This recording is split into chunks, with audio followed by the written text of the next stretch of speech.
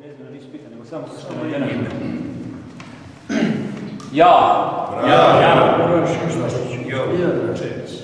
Zaklinje se svemogućim Bogom. Da ću svagda i u svim prilikama biti vjeran svom dušom, odan i poslušan srpskom rodu i da ću i životom zastupati njegove interese. Nikada neću iznevjeriti,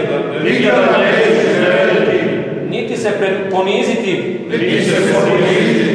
pred onima koji rade protiv interesa srpskog roda po cijenu života i časti. Dato vojvodstvo braniću i svagda poštovati. Sve za srpstvo, srpstvo ni za šta. Kako rekao istinu,